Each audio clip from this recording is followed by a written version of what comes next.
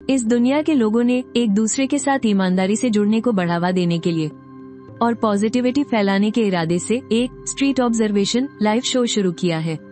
Show की team ने अलग अलग तरह की लड़कियों को मेहमान के तौर पर बुलाया है, जो सड़क पर चलते अनजान लोगों के साथ बातचीत करेगी। मकसद है आम लोगों के असली रिएक्शन रिकॉर्ड करना जब अचानक कोई अनजान लड़की उनसे बात करने आ जाए। अगर आपके मन में कोई खोट है और आप आसानी से उनके साथ चल देते हैं तो शो के कैमरे आपको सरेआम एक्सपोज कर देंगे। लेकिन अगर आप अपनी मर्यादा में रहते हैं, वाह क्या बढ़िया सोच है, और ईमानदारी दिखाते हैं तो शो की तरफ से आपको पॉजिटिविटी इनाम के तौर पर पैसे भी मिलेंगे।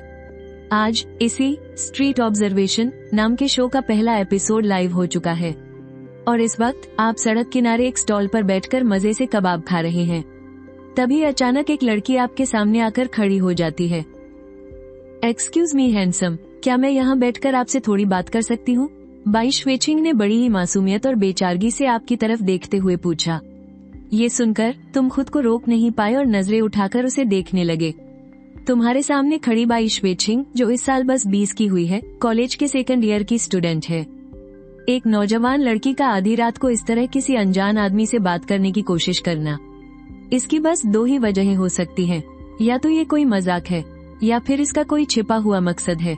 लेकिन वजह चाहे जो भी हो, उसूलों पर चलने वाले एक शरीफ लड़के के नाते तुम्हारे पास सिर्फ एक ही रास्ता है और वो है उसे साफ साफ मना कर देना। लेकिन जैसे ही तुम कुछ बोलने वाले थे, तुम्हारे दिमाग में अचानक एक ठंडी मशीनी आवाज गूंज उठी। डिंग, बधाई हो होस्ट, प्रिंसिपल सिस्टम एक्टिवेट हो गया है, नया टास्क दिया जा रहा है। होस्ट को बस अपने सामने खड़ी इस लड़की की मांग ठुकरा देनी है और प्यार से उसे अपनी हिफाजत का ध्यान रखने की सलाह देनी है। आपको मिलने वाले स्कोर के हिसाब से अलग अलग इनाम दिए जाएंगे। टास्क के इनाम। ये सारी बातें एक साथ सुनकर तुम पहले तो एकदम सुन्न रह गए, लेकिन फिर तुम्हारी आंखों में एक चमक आ गई। आखिरकार तुम पिछले 10 सालों से वेब नॉवेल्स पढ़ने वाले एक पक्के किताबी कीड़े हो और तुम्हें इन सिस्टम वाली कहानियों के पैतरे अच्छे से पता है। लेकिन तुम्हारे इस तरह हैरान होकर चुप रहने के वो कुछ सेकंड लाइव देख रहे लोगों को लगा कि तुम बाई श्वेचिंग की खूबसूरती पर फिदा हो गए हो। लाइव स्ट्रीम में तो जैसे हंगामा ही मच गया। इसका रिएक्शन देखो, कहीं ये सच में तो उस पर लट्टू नहीं हो गया? अभी तो बस शुरुआत हुई है। अरे यार, कहीं हमारा नंबर 70 अभी से ही तो नहीं फिसल गया? क्या शो वालों को अपना टारगेट बदल लेना चाहिए? भाई हिम्मत रख, डटा रह, डरना मत, पिघलना मत। कमेंट्स में अब भी कुछ लोग लगातार तुम्हारी हिम्मत बढ़ा रहे थे और जब सब लोग आपस में इसी बात पर बहस कर रहे थे, तभी तुमने बाई श्वेचिंग की तरफ देखा और बेहद ठंडे लहजे में कहा, माफ करना, मेरे पास यहाँ कोई और जगह नहीं है। उसने सच में उसे मना कर दिया। अरे भाई, ये बंदा तो छा गया। सच में? उसने सच में इतनी आसानी से मना कर दिया? मुझे लगा था वो थोड़ा तो सोचेगा। इसका रिएक्शन तो बिल्कुल ही अलग था। बंदे का कंट्रोल गजब है। और उधर बाई श्वेचिंग के मन में तो जैसे तूफान ही आ गया था। उसने सपने में भी नहीं सोचा था कि वो, जो पूरे कॉलेज की सबसे खूबसूरत लड़की है, उसे कोई लड़का ऐसे मुंह पर मना कर देगा। चिढ़कर उसने अपनी आवाज को थोड़ा मीठा किया और बोली, हैंडसम, तुम तो बहुत ही पत्थर दिल हो। मैं तो बस बैठकर बातें करना चाहती थी। बाद में हम बाहर कुछ खाने चले गए, ठीक है? तुमने बस उसे एक हल्की सी नजर से देखा और अपने काम से काम रखते हुए अपने हाथ का कबाब खत्म किया और कोई जवाब ही नहीं दिया। बाई श्वेचिंग तो वहीं की वहीं खड़ी रह गई, जैसे किसी ने पॉज बटन दबा दिया हो। फिर अचानक वो बोली, तुम कैसे इंसान हो यार, जरा अपनी तरफ देखो। इतनी कम उम्र में आधी रात को अकेले बाहर किसी अनजान आदमी से बात करने आ गई हो। तुम्हारे मम्मी पापा को पता है? इतनी रात को बाहर घूमना बिल्कुल सेफ नहीं है। जल्दी घर चले जाओ। तुम्हारे ये कहते ही दिमाग में सिस्टम की आवाज गूंज उठी। होस्ट की नेक दिल सलाह डिटेक्ट की गई। समाज में पॉजिटिव एनर्जी बनाए रखने के लिए ए ग्रेड रेटिंग हासिल की गई। होस्ट, ऐसे ही अच्छा काम करते रहें। बाई श्वेचिंग तुम्हारी इन तीखी बातों से थोड़ी बौखला गई और पलटकर जवाब दिए बिना नहीं रह पाई। तुम होते कौन हो मुझे टोकने वाले? जानते भी हो मैं कौन हूँ? तुमने एक ठंडी मुस्कान के साथ कहा, मुझे कोई फर्क नहीं पड़ता कि तुम कौन हो। कौन हो तुम? जल्दी घर जाओ। 25 बातें मत बनाओ और यहाँ फालतू में मत भटको। नंबर 24। ये लड़का तो सच में गजब है। इसने तो एकदम सीधे मुंह पर मना कर दिया। इसका अंदाज सच में थोड़ा कड़क है, लेकिन इसका मना करना भी गलत नहीं है।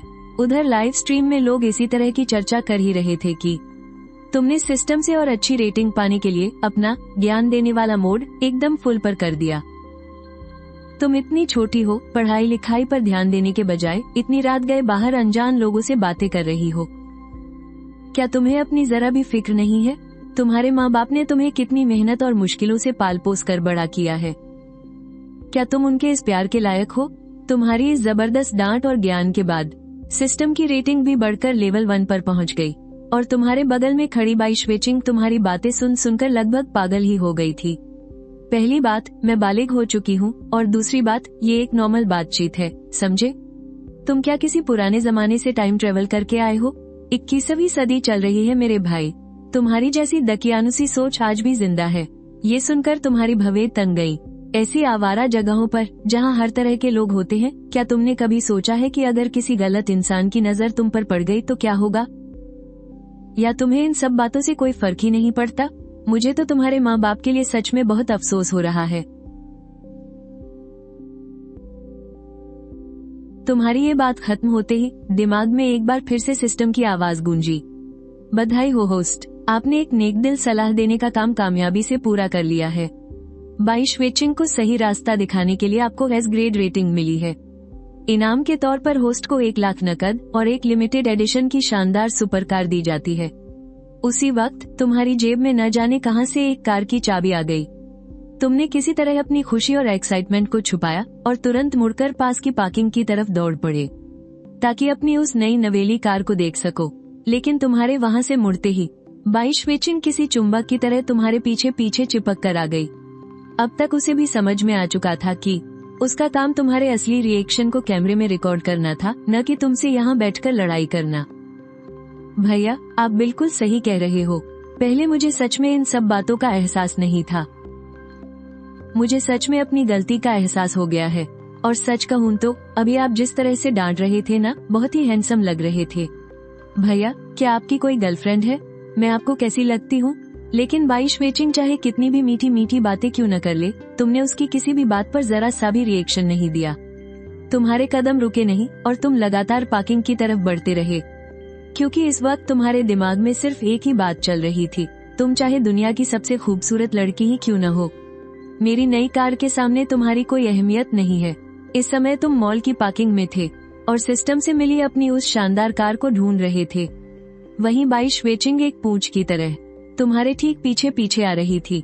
आखिरकार जब तुम्हारे सब्र का बांध टूट गया तो तुमने पलटकर बाई श्वेचिंग से कड़क आवाज में पूछा,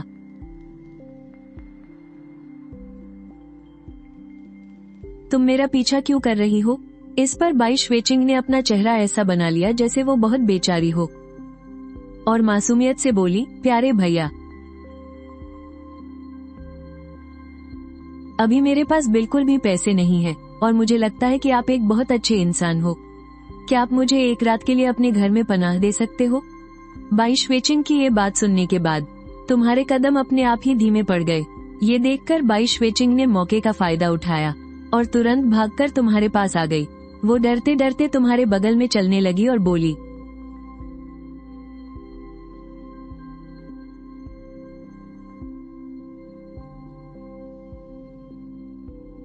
प्लीज प्यारे भैया, बस एक रात के लिए मुझे अपने घर में रख लो ना। मैं सोफे पर ही सो जाऊंगी। और ठीक उसी वक्त लाइव स्ट्रीम देख रही ऑडियंस बाई श्वेचिंग की ये हरकतें देखकर एकदम पागल हो गई। ये लड़की तो बहुत चालू है यार, सच में ये तो कुछ भी करने को तैयार है। क्या ये जबरदस्ती ड्रामा नहीं बना रही? लेकिन क्या वो लड़का खुद पर कंट्रोल रख पाएगा? डिंग, एक हिडन मिशन एक्टिवेट हो गया है। क्या आप इस लड़की को पनाह देंगे? आपका फैसला आगे की कहानी तय करेगा। दूसरी तरफ तुमने कुछ पल के लिए सोचा और आखिरकार हाँ कर दी। अगर तुम झूठ नहीं बोल रही हो तो मैं आज रात तुम्हें अपने पास रुकने दे सकता हूँ, लेकिन सुबह होते ही तुम्हें जाना होगा। ये सुनकर बाई श्वेचिंग की आंखों में तुरंत एक चमक आ गई। उसे लगा कि तुम उसके बिछाए हुए जाल में पूरी तरह से फंस चुके हो। लाइव स्ट्रीम के दर्शक ये सब देखकर अचानक जोश से भर गए। एक यूजर ने लिखा 10, वाह भाई मजा आ गया। 17 ने लिखा, ये तो गजब हो गया, लेकिन एक रात रुकने देने में क्या हर्ज है। 16 ने कहा, तुम क्या कहते हो, देखते हैं आज रात क्या होता है। भाइयों, आज रात तो तगड़ा ड्रामा देखने को मिलेगा। चैनल को फॉलो करना मत भूलना। असल जिंदगी में पार्किंग एरिया में काफी देर तक घूमने के बाद आखिरकार तुमने अपनी कार ढूंढ ही ली। एक शानदार सुपर कार जो बिल्कुल रेसिंग कार जैसी लग रही थी शांति से वहाँ खड़ी थी। लेकिन उस सुपर कार के ठीक बगल में एक आदमी खड़ा था जिसने महंगे डिजाइनर कपड़े पहने हुए थे। और इत्तेफाक की बात ये थी कि उसकी कमर पर भी एक कार की चाबी लटक रही थी। लाइव स्ट्रीम देख रहे कुछ दर्शकों से अब रहा नहीं गया। जरा उस बंदे को तो देखो, इसे कहते हैं एक असली कामयाब इंसान, अपनी जिंदगी का असली बॉस। वाह, दर्शकों के बीच तो बहस छिड़ गई। कुछ उस अमीरजादे को सपोर्ट कर रहे थे तो कुछ अपनी मेहनत से अमीर बनने वालों को। तुम लोग किसकी तरफ हो? लेकिन तुम सीधे चलकर उस अमीरजादे के पास पहुंच गए और बोले, एक्सक्यूज मी, जरा साइड हटेंगे। लाइव स्ट्रीम की ऑडियंस फिर से पागल हो गई। उस वक्त सबको यही लग रहा था कि तुम बस अपनी झूठी शान दिखा रहे हो। भाई, इस बंदे में सच में बहुत हिम्मत है। लेकिन अगले ही पल उस अमीरजादे ने जो किया उसकी किसी को उम्मीद नहीं थी। उसने बहुत ही तमीज के साथ हाँ कहा और खुद ही पीछे हटते हुए बोला, अरे माफ कीजिएगा, आप जाइए। ये सब देखकर बगल में खड़ी बाई श्वे छिंग से रहा नहीं गया। तुम ये सब क्या कर रहे हो? तुम बिना किसी वजह के दूसरों को अपने रास्ते से क्यों हटा रहे हो? तो तुमने बहुत ही आराम से जवाब दिया, क्योंकि वो मेरी कार के रास्ते में खड़ा था। ये सुनते ही न सिर्फ बाई श्वे छिंग के होश उड़ गए, बल्कि लाइव स्ट्रीम की ऑडियंस भी एकदम सन रह गई। कमाल है, ये बंदा आखिर है कौन? ये तो गजब का ट्विस्ट है। सबने देखा कि तुमने अपनी जेब से चाबी निकाली और हल्के से अनलॉक का बटन दबाया और अगले ही पल उस शानदार कार के दरवाजे किसी तितली के पंखों की तरह खुल गए, धीरे धीरे ऊपर की ओर उठते हैं। इस समय बाई श्वे छिंग की आंखें फटी की फटी रह गईं। उसने सपने में भी नहीं सोचा था कि शो वालों ने सड़क से जिस राहगीर को ऐसे ही चुन लिया है वो असल में इतना रईस निकलेगा। ये नजारा देखकर लाइव स्ट्रीम देखने वाले सारे दर्शक हक्के बक्के रह गए। उन्हें बिल्कुल भी उम्मीद नहीं थी कि ये लिमिटेड एडिशन वाली सुपरकार ए बाउचिंग सच में तुम्हारी गाड़ी निकलेगी। बटरफ्लाई डोर्स वाली लिमिटेड एडिशन ए बाउचिंग, क्यों? अब कैसा लग रहा है? अभी थोड़ी देर पहले कौन कह रहा था कि ये बस झूठी शान दिखा रहा है? ए बाउचिंग। और वहीं पास खड़े उस अमीर बाप के बेटे को भी यकीन नहीं हुआ कि इस शानदार गाड़ी के असली मालिक तुम हो। अरे माफ कीजिएगा, मुझे पता नहीं था। मेरा नाम शेन यीफेई है। नंबर एक्सचेंज कर ले, मेरा नाम ये यून है। हमारा एक कार क्लब है, वहाँ सब लग्जरी कारों के दीवाने हैं। भाई, कभी फुर्सत मिले तो साथ में बैठते हैं। हाँ बिल्कुल, मैं भी कुछ नए दोस्त बनाना चाह ही रहा था। जब तुम और शेन यीफेई एक दूसरे के नंबर ले रहे थे तब उसने पास खड़े एक स्टाफ मेंबर से पूछा, क्या ये सुपरकार बहुत महंगी है? मैम, ये सुपरकार पूरी दुनिया में लिमिटेड एडिशन है। इसकी कीमत आसमान छूती है और सबसे बड़ी बात, सिर्फ पैसा होने से कोई इसे खरीद नहीं सकता। स्टाफ वाले ने धीमी आवाज में समझाया। उसकी ये पूरी बात सुनने के बाद लाइव स्ट्रीम के दर्शक तो सदमे में आ गए, लेकिन तुम जो इस लाइव स्ट्रीम के बारे में कुछ भी नहीं जानते थे, इस वक्त बस जल्दी से घर जाना चाहते थे। अरे ऐसे बुद्ध बनकर क्या खड़ी हो? बैठो गाड़ी में। लेकिन सबसे बड़ी दिक्कत ये थी, इसलिए तुमने अपनी नजरें बाई श्वे छिंग की तरफ घुमाई।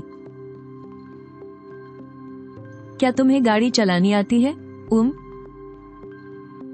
हाँ आती है। बाई श्वे छिंग से ये जवाब मिलने के बाद तुमने गाड़ी की चाबी उसके हाथ में थमा दी और फिर बाई श्वे छिंग गाड़ी चलाकर तुम्हें तुम्हारे घर की तरफ ले जाने लगी। कुछ ही देर में नेविगेशन के सहारे बाई श्वे छिंग मंजिल पर पहुंच गई, पर जैसे ही वो गाड़ी से नीचे उतरी और उसने एक आम सी रिहायशी कॉलोनी देखी तो उसके चेहरे के भाव एकदम से बदल गए। वो हैरान रह गई। इतनी महंगी टॉप क्लास सुपरकार चलाता है और रहता एक मामूली सी बिल्डिंग में है। हम पहुंच गए, चलो चले। ये जो जमीन आसमान का फर्क था ना, उसने लाइव स्ट्रीम वाले दर्शकों के बीच भी बहस छेड़ दी। अरे इतने अमीर लोग ऐसी जगह रहते हैं क्या?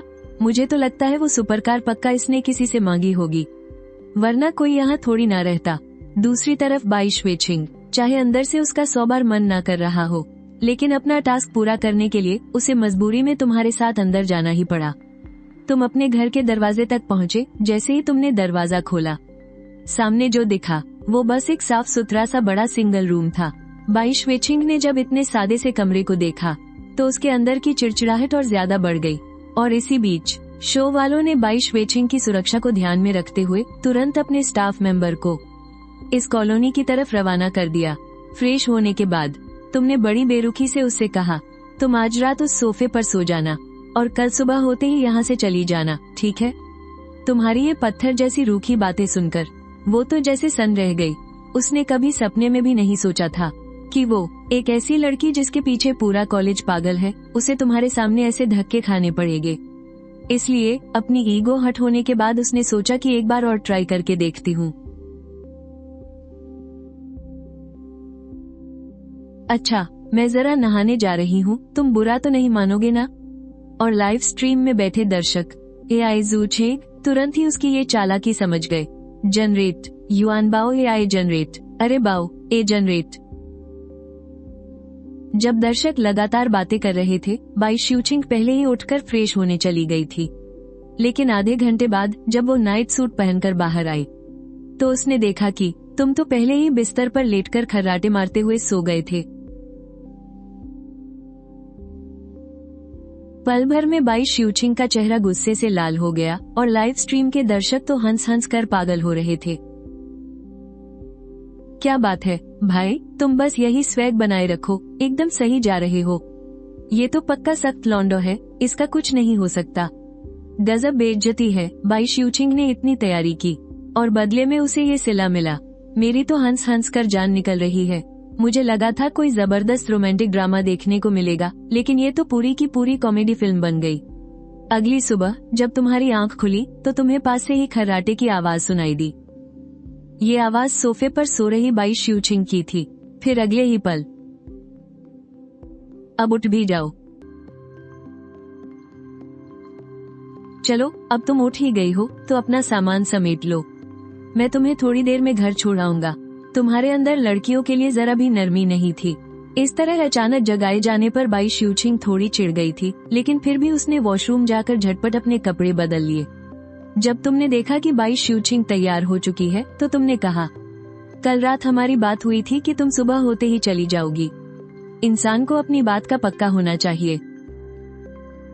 और ठीक उसी वक्त जैसे ही कैमरे की लाइव फीड वापस आई, लाइव स्ट्रीम में दर्शक भी एक एक करके वापस जुड़ने लगे। वाह रे उसूलों के पक्के, वाह उसूलों के देवता, क्या धांसू बंदा है, एकदम बॉस। जब लाइव स्ट्रीम में दर्शक जोरों से चर्चा कर रहे थे तभी बाई श्यूचिंग ने तुम्हें साफ साफ कह दिया कि वो इतनी जल्दी वापस नहीं जाना चाहती। लेकिन तुमने बिना किसी लाग लपेट के सीधा कहा, अब तुम्हारे पास दो ही रास्ते हैं। पहला, या तो तुम खुद अपने आप चली जाओ, और दूसरा, मैं तुम्हारे लिए एक कैब बुक कर देता हूँ जो तुम्हें छोड़ आएगी। तुम्हारी ये बात सुनकर बाई श्यूचिंग की तो बोलती ही बंद हो गई और तभी सिस्टम की आवाज भी गूंज उठी, डिंग। अपने उसूलों पर टिके रहने के लिए आपको बधाई होस्ट, आपको डबल एस ग्रेड मिला है। इनाम के तौर पर होस्ट को एक शानदार घर की रजिस्ट्री दी जाती है और साथ ही 1 लाख का नकद इनाम। जब तुमने अपने फोन पर पैसे क्रेडिट होने का मैसेज देखा, भले ही तुम इसके लिए पहले से तैयार थे, लेकिन फिर भी तुम अपनी खुशी को रोक नहीं पाए। फिर तुमने अपने बगल में खड़ी बाई श्यूचिंग की तरफ देखा और बोले, चलो अब चुनो। इतना कहकर तुमने उसे दरवाजे तक छोड़ दिया और इस तरह तुमने बाई श्यूचिंग को बिना किसी रहम के घर से बाहर निकाल दिया।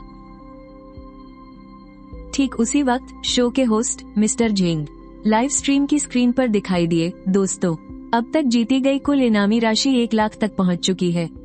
अगर ये ऐसे ही अपने उसूलों पर कायम रहे तो इन्हें और भी बड़ा पॉजिटिव एनर्जी इनाम मिल सकता है। माना कि बाई श्यूचिंग एलिमिनेट हो चुकी है दोस्तों, लेकिन दूसरे राउंड में हम एक बिल्कुल ही अलग तरह की गेस्ट को भेजने वाले हैं ताकि हम ये देख सके कि क्या वो आगे भी अपने उसूलों पर टिके रह पाते हैं या नहीं। होस्ट जेन की ये बात सुनकर लाइव स्ट्रीम के दर्शकों में तो जैसे बवाल ही मच गया। मजा आएगा, देखते हैं नई गेस्ट कौन सी खूबसूरत हसीना होती है। ये भाई तो एकदम सख्त है यार, मुझे इसी पर दांव लगाना है। और इस वक्त कमरे में बैठे गेम खेल रहे तुम्हारे फोन पर तुम्हारी मालकिन वांग आंटी का कॉल आ गया। हेलो, क्या शाओलिन बोल रहे हो? तुम्हारे घर के एग्रीमेंट का समय कल खत्म हो रहा है। अगर तुम आगे भी किराए पर रहना चाहते हो तो कल मैं अपनी भतीजी को किराया लेने के लिए भेज दूंगी। वांग आंटी, मैं यहीं रुकूंगा, आप कल अपनी भतीजी को भेज दीजिएगा। मैं किराए के पैसे तैयार रखूंगा। भले ही अब तुम्हारे पास बहुत पैसा आ गया था, लेकिन पिछले 3 सालों से इस घर में रहने की वजह से तुम्हें इसकी आदत हो गई थी, इसलिए तुम्हें घर बदलने की कोई जल्दी नहीं थी और इसलिए तुमने बिना किसी हिचकिचाहट के एग्रीमेंट रिन्यू कर लिया। तभी वांग आंटी ने फिर कहा, मेरी वो भतीजी बिल्कुल तुम्हारी ही उम्र की है और अगर मुझे सही याद है तुम अभी तक सिंगल ही हो ना। वैसे मुझे तुम काफी अच्छे लड़के लगते हो, तुम दोनों एक दूसरे से मिल क्यों नहीं लेते? और हाँ, अभी मना करने की जल्दबाजी मत करना, मेरा काम तो बस तुम दोनों को मिलवाना है। अब आगे बात बनती है या नहीं ये तो तुम दोनों पर ही निर्भर करता है। हाँ। अगली सुबह अचानक दरवाजे पर दस्तक की आवाज सुनाई दी। तुमने दरवाजा खोला तो सामने एक बेहद खूबसूरत और समझदार सी दिखने वाली लड़की खड़ी थी। तुम उसे दरवाजे पर खड़े देखते हो और उस वक्त तुम्हारी शक्ल ऐसी थी जैसे तुम्हारी नींद ही पूरी ना हुई हो।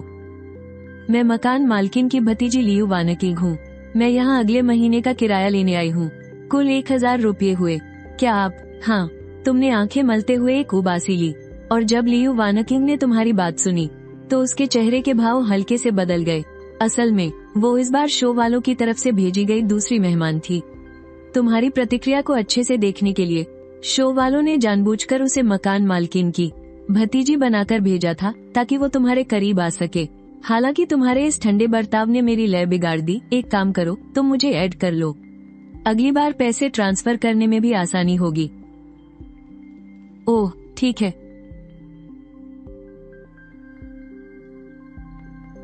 किराया लेने में मेरी मदद करने के लिए शुक्रिया। चलो मैं तुम्हें नाश्ता कराती हूँ।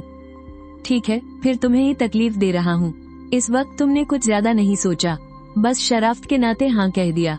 लेकिन लाइव स्ट्रीम देख रहे दर्शकों की नजरों में ये तुम्हारे पिघलने की शुरुआत बन गई। क्या बात है? उसने नाश्ते के लिए पूछा और वो तुरंत मान भी गया। जब लाइव स्ट्रीम के दर्शक आपस में गपशप कर रहे थे तब लियू वानक्विंग तुम्हें एक नाश्ते की दुकान पर ले गई।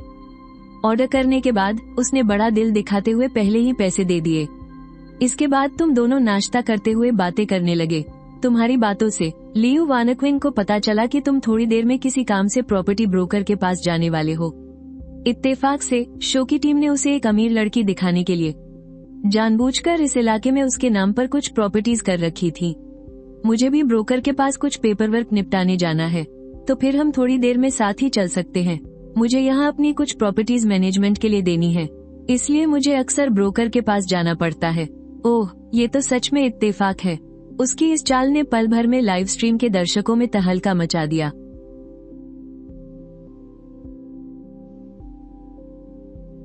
वाह, ये लड़की तो बड़ी शातिर है।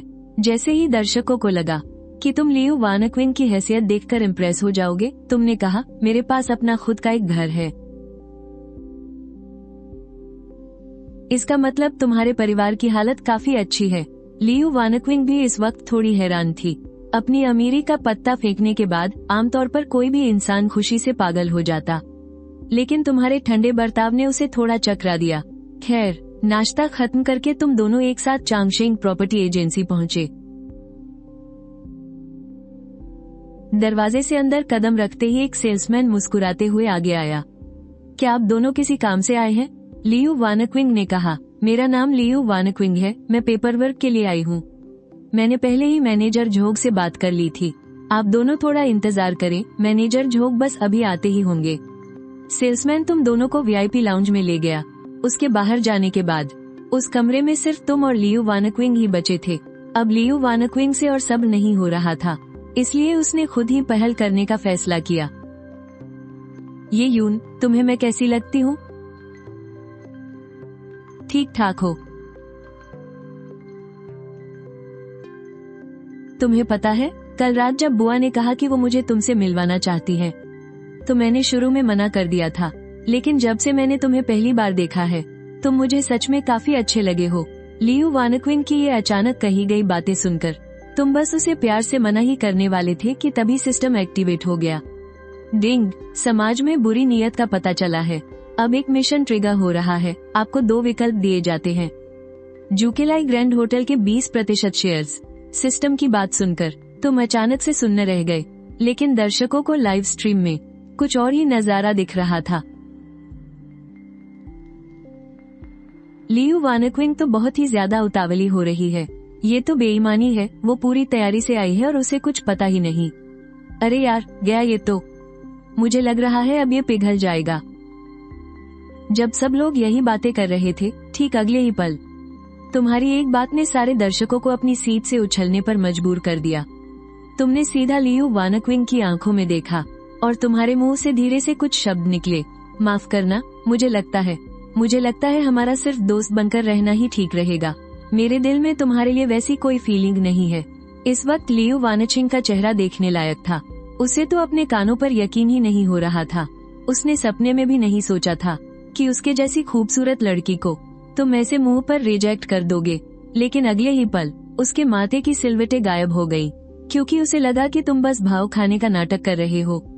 ये सोचकर लियू वानचिंग ने मुस्कुराते हुए तुमसे कहा, मुझे सच में लगता है कि तुम बहुत अच्छे इंसान हो।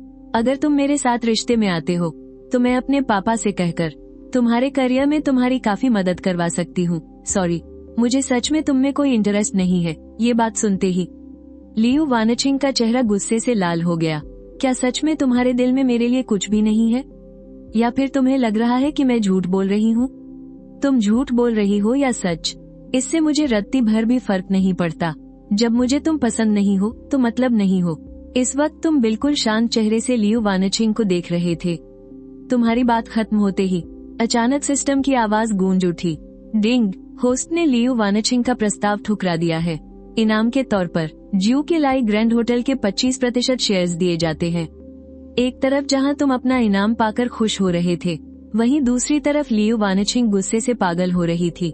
वो तो इस शो में सिर्फ अपना नाम और फेम बढ़ाने आई थी, लेकिन तुम्हारे इस तरह ठुकरा देने से अब नाम कमाना तो दूर, उल्टे पूरी दुनिया के सामने उसकी भयंकर बेइज्जती हो गई थी। अपनी इस परफेक्ट इमेज की धज्जियां उड़ते देख उसका खून खौलने लगा। तू किस खेत की मूली है बे? तेरी हिम्मत कैसे हुई मुझे रिजेक्ट करने की? तू तो बस एक मामूली सा डिलीवरी बॉय है। तेरी औकात क्या है? तो क्या हुआ? हाँ, मैं एक डिलीवरी बॉय हूँ, लेकिन इसका मतलब ये नहीं कि मैं किसी से कमतर हूँ। कोई भी काम छोटा या बड़ा नहीं होता। तुमने बिल्कुल शांति से जवाब दिया, लेकिन तब तक गुस्से से भड़क चुकी लियू वानचिंग ने तुम्हारी तरफ उंगली उठाते हुए चिल्लाकर कहा, मजाक बना रखा है क्या? अगर तेरी इतनी ही औकात होती तो क्या तू उस 2 कौड़ी के छोटे से किराए के कमरे में सड़ रहा होता? तुम दोनों की ये बहस चल ही रही थी कि तभी सेल्स मैनेजर पान जीचेंग वहाँ आ पहुँचा। लेकिन जैसे ही उसने तुम्हारा नाम सुना, उसकी तो आंखें फटी की फटी रह गई। क्या आप ही मिस्टर ये हैं जो आज पेपर वर्क पूरा करने आने वाले थे? पान जीचेंग की इस बात ने तुम दोनों की बहस पर ब्रेक लगा दिया। तुम्हारी तरफ से हाँ सुनते ही पान जीचेंग ने एक बड़ी सी मुस्कान के साथ तुमसे हाथ मिलाया।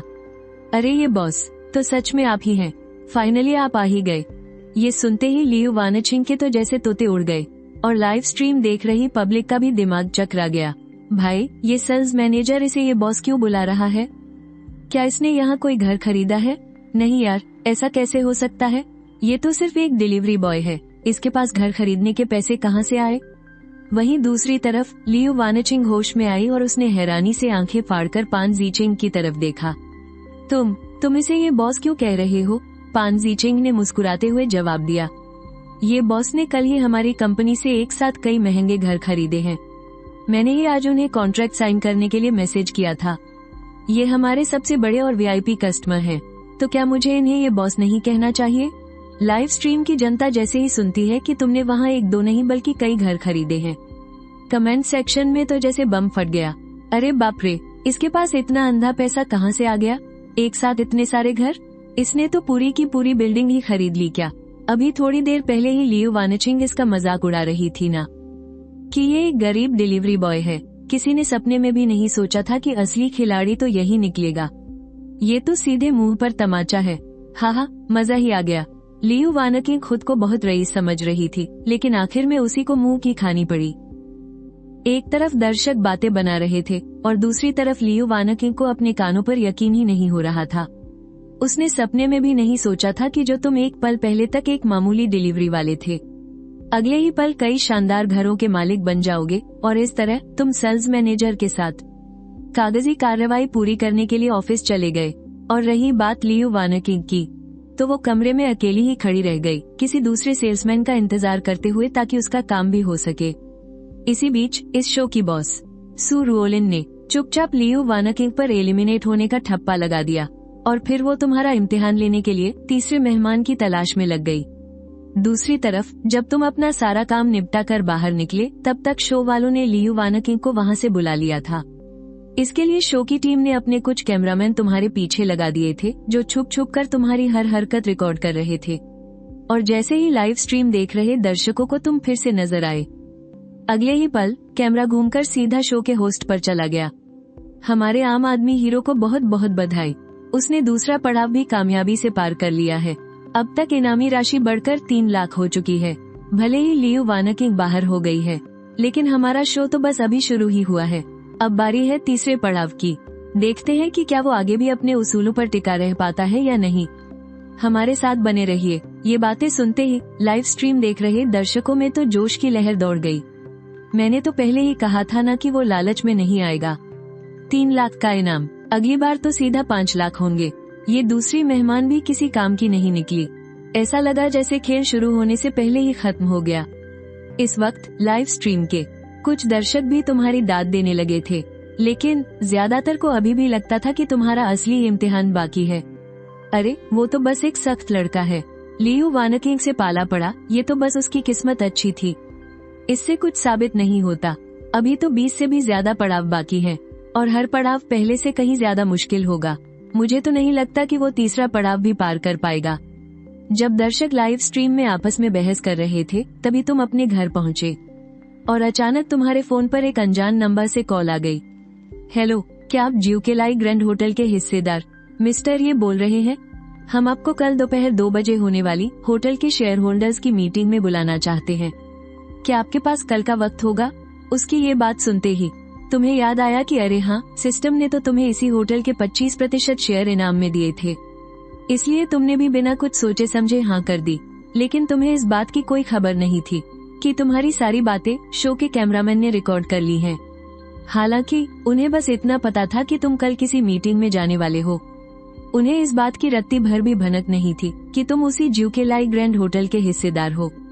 उधर दूसरी तरफ शो की बॉस सू रुओलिन तक भी अपने स्टाफ के जरिए ये खबर पहुंच चुकी थी। ये सुनते ही उसके दिमाग की बत्ती जली कि अब तीसरे नंबर पर आने वाले मेहमान को क्या किरदार देकर तुम्हारे पास भेजना है। अगले दिन तुम तय किए गए वक्त पर अपनी गाड़ी से अकेले ही ज्यूकेलाई 5 स्टार होटल पहुंच गए, और वहीं दूसरी ओर मेहमानों के स्वागत में खड़ी ली मेंग्याओ की नजर जैसे ही तुम पर पड़ी, उसकी तो आंखें ही चमक उठी और अगले ही पल वो तुम्हारे सामने आकर खड़ी हो गई। हेलो, क्या आप यहाँ मीटिंग के लिए आए हैं? मैं ज्यूकेलाई ग्रैंड होटल की वाइस जनरल मैनेजर हूँ। मुझे खास तौर पर मेहमानों के स्वागत का काम सौंपा गया है। जी हाँ, तुम्हारे हाँ कहते ही वो मुस्कुराते हुए तुम्हें अंदर ले गई और पूरा होटल घुमाने लगी। लेकिन पूरे रास्ते उसका बर्ताव तुम्हारे साथ बहुत ही रूखा और घमंडी रहा, सिर्फ इसलिए क्योंकि शो वालों ने उसे बताया था कि इस बार उसे एक सख्त और घमंडी बिजनेस वुमन का रोल करना है। उसे अपने रौबदार अंदाज से तुम्हारे रिएक्शन देखने थे। रास्ते में जब भी कोई मिलता, ली मेंग्याओ खुद आगे बढ़कर उनसे बात करती, लेकिन जब भी तुम कुछ कहने या ग्रीट करने की कोशिश करते, वो बीच में ही तुम्हें टोक देती और साथ ही ताना मारती कि जब अपने से बड़े रुतबे वालों से मिलो तो चुप रहना सीखना चाहिए। इस बात पर तुम्हें बहुत अजीब लगा। भाई, असल में तो तुम ही होटल के सबसे बड़े शेयर होल्डर हो ना। फिर उसकी बातों से ऐसा क्यों लग रहा था कि उन लोगों की हैसियत तुमसे ज्यादा है? इस पूरे सफर में तुम ली मेंग्याओ के पीछे पीछे चलते रहे और होटल के कई बड़े अधिकारियों से मिले। बस फर्क इतना था कि तुम तो उन्हें पहचान गए, लेकिन वो अधिकारी तुम्हें नहीं पहचान पाए, सिर्फ इसलिए क्योंकि ली मेंग्याओ हमेशा सिर्फ अपना ही इंट्रोडक्शन देती रही और तुम्हारे बारे में एक शब्द नहीं कहा, जिसकी वजह से कई लोगों को लगा कि तुम बस कोई मामूली कर्मचारी हो। धीरे धीरे इस तरह से अपना टाइम बर्बाद होते देख तुम्हारे अंदर ली मेंग्याओ को लेकर गुस्सा बढ़ने लगा। आखिरकार तुमने ली मेंग्याओ से पूछ ही लिया, तुम उन लोगों से मेरी पहचान क्यों नहीं करवा रही? लेकिन तुम्हारी बात सुनकर वो एकदम चौंकने का नाटक करते हुए बोली, मैं तुम्हारी पहचान क्यों करवाऊं? तुम बस थोड़े बहुत पैसों वाले एक बिगड़ैल अमीरजादे हो। तुम्हारी और उन इज्जतदार लोगों की क्या बराबरी? ये सुनकर तुम्हारे चेहरे के भाव और भी शांत हो गए। क्या तुम नहीं जानती कि मैं कौन हूँ? लेकिन उसने बड़े ही लापरवाही भरे अंदाज में कहा, हाँ जानती हूँ ना, तुम ये यून ही तो हो। ये बात सुनकर ये यून को चिढ़ मच गई।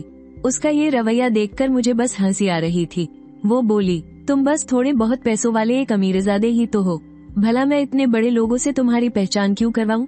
उसी वक्त लाइव स्ट्रीम देख रहे कुछ दर्शकों को भी लगने लगा था कि तुम इस बार तो पक्का फंस गए। जब लाइव स्ट्रीम में दर्शक ये सब बातें कर ही रहे थे, तभी इत्तेफाक से ज्यूकलाई ग्रैंड होटल के जनरल मैनेजर यान शोशिन वहां से गुजरे और उन्होंने तुम्हारी बातें सुन ली।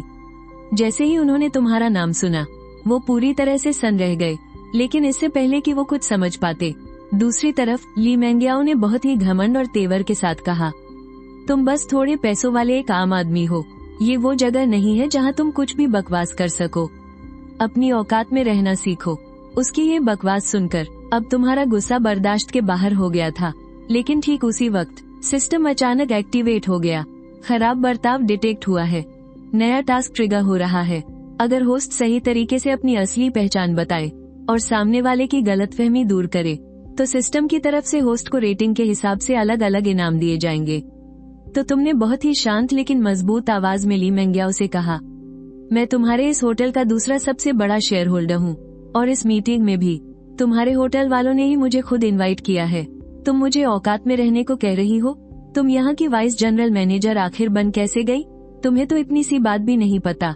तुम्हारी ये बातें सुनकर ली मेंग्याओ ने इसे बिल्कुल सीरियसली नहीं लिया और एक जोरदार ठहाका लगाते हुए बोली, ओह, दूसरा सबसे बड़ा शेयर होल्डर? अगर तुम इस होटल के दूसरे सबसे बड़े शेयर होल्डर हो, तो फिर मैं तो यहाँ की सबसे बड़ी शेयर होल्डर हुई ना? मैं तुम्हें वार्निंग दे रही हूँ, अपनी जबान पर लगाम रखो। कुछ भी अनाप शनाप बकना बंद करो। और उसी समय किनारे खड़े होकर ये सब सुन रहे यान शोशिन के तो जैसे होश ही उड़ गए। अगले ही पल वो सामने आए और बुरी तरह चिल्लाए, अपना मुंह बंद रखो। तुम्हें अंदाजा भी है कि तुम किससे बात कर रही हो? लेकिन ली मेंग्याओ को लगा कि वो ये सब तुम्हें डांटते हुए कह रहे हैं, तो वो भी गुस्से में आग बबूला हो गई। सुना तुमने? तुम्हें पता भी है कि तुम किससे बात कर रहे हो? ये ज्यूकलाई होटल के जनरल मैनेजर हैं। मैं यहाँ की वाइस जनरल मैनेजर हूँ, और तुम बस एक आम आदमी हो। अगर मैंने तुम्हारी मदद न की होती, तो क्या तुम्हें लगता है कि तुम्हारी हैसियत से तुम आज की इस मीटिंग में शामिल होने के लायक भी थे? ये सब सुनकर पास खड़े यान शोशिन के माथे से पसीना टपकने लगा। वो सीधे ली मेंग्याओ के पास गए और उसकी तरफ उंगली उठाते हुए चिल्लाए, तुम्हें कोई अंदाजा भी है कि तुम किससे बात कर रही हो? ये हमारे ज्यूकलाई होटल के दूसरे सबसे बड़े शेयर होल्डर हैं। ये बात सुनते ही ली मेंग्याओ को जैसे बिजली का झटका लगा। वो पल भर में बुद्ध बनकर वहीं की वहीं खड़ी रह गई। और तुमने बड़ी ही शांति से कहा, सच में समझ नहीं आता कि तुम्हारे दिमाग में क्या चलता है। इतना तमाशा कर दिया और तुम्हें मेरी पहचान तक नहीं पता? एक वाइस जनरल मैनेजर होकर तुम्हारा ध्यान अपने काम पर तो है नहीं, बल्कि दूसरों के सामने अपनी धौंस जमा रही हो। ये तो बिल्कुल सही नहीं है। इस बीच लाइव स्ट्रीम देख रहे सारे दर्शक भी हक्के बक्के रह गए। अरे ये क्या हो रहा है? ये तो ज्यूकलाई होटल का दूसरा सबसे बड़ा शेयर होल्डर निकला। बाप रे, इसके पास न सिर्फ कई सारी प्रॉपर्टीज हैं, बल्कि ये तो होटल का मालिक भी है। इस बंदे ने और कितने राज छुपा रखे हैं भाई। इस वक्त तुम्हें ऐसा लग रहा था जैसे आज किसी ने तुम्हें सरेआम बेवकूफ बना दिया हो। इसलिए तुमने आगे कहा, ली मेंग्याओ, मैंने शुरुआत में ही अपना नाम बता दिया था। तुम एक वाइस जनरल मैनेजर हो और तुम्हें ये नहीं पता कि मैं इस होटल का शेयर होल्डर हूँ? ये तो सीधे सीधे तुम्हारी लापरवाही है। सहकर्मियों और मेहमानों के साथ ऐसा घमंडी बर्ताव करना तो बिल्कुल शोभा नहीं देता। इतना कहकर तुमने यान शोशिन की तरफ देखा। जनरल मैनेजर साहब, यान साहब, क्या मैं एक शेयर होल्डर होने के नाते इसकी पोस्ट का दोबारा असेसमेंट करने की सलाह दे सकता हूँ? पास खड़े यान शोशिन ने तुरंत हामी भरते हुए कहा, बिल्कुल सर, क्यों नहीं। फिर तुमने ली मेंग्याओ की तरफ मुड़कर कहा, ली मेंग्याओ, तुम्हारी लापरवाही और इस बदतमीजी की वजह से होटल के नाम पर बहुत बुरा असर पड़ा है। मेरी मानो तो HR डिपार्टमेंट में जाकर फिर से ट्रेनिंग लो। ये बात सुनते ही ली मेंग्याओ के चेहरे का रंग पूरी तरह उड़ गया। उसने सपने में भी नहीं सोचा था कि ऐसा कुछ हो जाएगा। ठीक उसी वक्त सिस्टम की आवाज गूंज उठी, बधाई हो होस्ट, आपने अपने हक की रक्षा की है और एक गलत बर्ताव को सही किया है। आपको एस ग्रेड मिला है। इनाम के तौर पर आपको 1 लाख रुपए दिए जाते हैं और साथ ही स्केबल कंपनी के 25% शेयर भी। अगले ही पल तुमने जल्दी से अपना फोन निकाला और इंटरनेट पर स्केबल कंपनी के बारे में सर्च करने लगे। ये एक बहुत ही महंगे और प्रीमियम सूट बनाने वाली कंपनी है। इसकी सालाना कमाई बहुत ही जबरदस्त है। मतलब साफ है कि बिना कुछ किए ही साल के आखिर में तुम्हें एक बहुत बड़ा मुनाफा मिलने वाला है। और इस तरह यान शो शिन बड़े अदब से तुम्हें होटल के अंदर ले गया। पीछे छोड़ गया ली मंग याओ को, जो समझ ही नहीं पा रही थी कि क्या करे, और लाइव स्ट्रीम देख रहे उन हैरान दर्शकों को। चूंकि तीसरी गेस्ट ली मंग याओ का मिशन पूरी तरह फेल हो चुका था, इसलिए शो की टीम ने मीटिंग करके एक नया फैसला लिया। वो अब एक नई गेस्ट को भेजने वाले थे। नए कैंडिडेट के चुने जाने के बाद लाइव स्ट्रीम का कैमरा एक बार फिर से होस्ट की तरफ घूमा। सबसे पहले तो हमारे हीरो को बहुत बहुत बधाई, जिसने तीसरी गेस्ट का भी डटकर सामना किया और टेस्ट पास कर लिया। अब तक जीती गई कुल रकम 5 लाख रुपए हो चुकी है।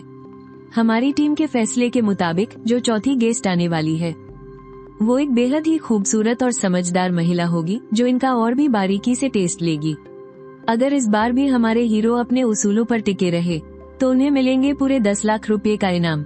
जैसे ही होस्ट ने अपना यह इंट्रोडक्शन खत्म किया, लाइव स्ट्रीम देख रहे दर्शकों के दिलों में जबरदस्त एक्साइटमेंट दौड़ गई। वाह यार, चौथे राउंड की गेस्ट तो बहुत ही क्लासी लग रही है। क्या ये लड़का खुद को रोक पाएगा? पता नहीं ये टिक पाएगा या नहीं। मेरी तो पक्का हवा टाइट हो जाती। मेरे भाई, ये शो अभी लाइव चल रहा है, तू अभी हम सबकी इज्जत को रिप्रेजेंट कर रहा है। थोड़ा दम दिखा मेरे भाई, बिल्कुल भी नाक मत कटवाना। वहीं दूसरी तरफ कुछ दर्शक बहुत ही मजे ले रहे थे। इससे पहले तुमने लगातार 3 लड़कियों का टेस्ट पास कर लिया था, जिसकी वजह से वे काफी चिढ़े हुए थे। इसलिए इस बार उन्हें पूरी उम्मीद थी कि यह नई गेस्ट पक्का तुम्हें फंसा लेगी। लेकिन इस शो के हीरो होने के बावजूद तुम्हें इन सब का जरा सा भी अंदाजा नहीं था। जिंडी प्लाजा जी होटल की शेयर होल्डर मीटिंग अटेंड करने के बाद लॉर्ड डांग तुम सीधे गाड़ी चलाकर जिंडी प्लाजा की तरफ निकल पड़े। इरादा था कि अपने लिए कुछ बढ़िया और क्लासिक कपड़े खरीदे जाएं। लेकिन जैसे ही तुम वहां से निकले, शो के कैमरामैन तुम्हारे पीछे लग गए।